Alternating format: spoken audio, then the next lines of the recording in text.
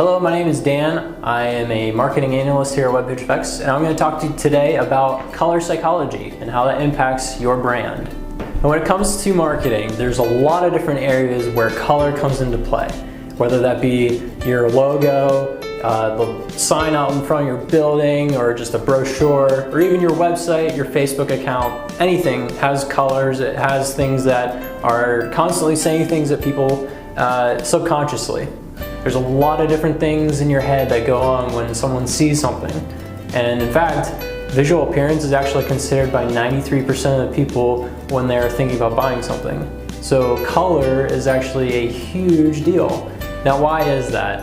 Well, there's a lot of things that happen between the eyeballs and the brain, and everything that happens in your brain can happen subconsciously, such as making a decision or something that catches your eye. A lot of those things are done without you even thinking about it.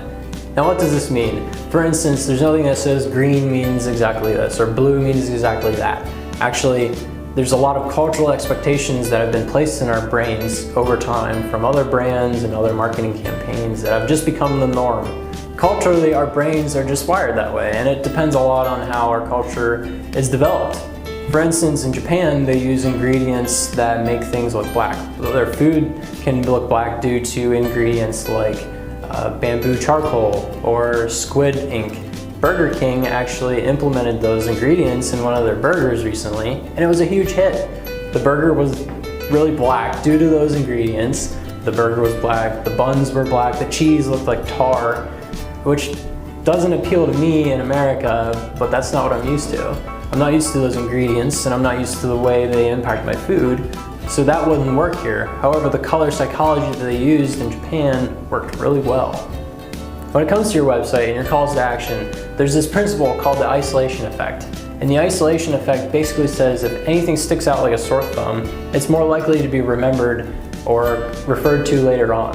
That means if your call to action or your phone number on your site blends in with everything else, I probably won't see it, or I may not remember it when I do need it. If I'm browsing your site and I read something that is actually really interesting and makes me want to purchase something that you're offering, but I don't know how, then I won't purchase. However, if I've been on your site and I've seen where that phone number is because it's a different color than the rest of your site, or a button that stands out because it is a complementary color to the rest of your sidebar or your header or something like that, I'm more likely to find that again, click on it, and actually contact you and buy a product or a service or something that may not have happened if you use the same branding and the same colors as normal. The isolation effect can actually increase your conversion rates quite a bit. It really depends on what the rest of your website looks like. If you use a blue website theme and you have red buttons, then they are going to stand out more. And if you use a red website theme and use blue buttons, they're going to stand out more. It's not applicable to every site which color is going to convert more. It's actually more dependent on the rest of your website's colors. Thanks for stopping by. That's about it as far as color psychology goes. If you have any questions, comment below. We'd love to answer anything that you have a question about. Thanks. Sure, there's rules out there that say girl clothes are pink and blue clothes are blue. Did I just say blue clothes are blue? Yeah. They are blue. That's true. It's not wrong. That is a rule. Anyway,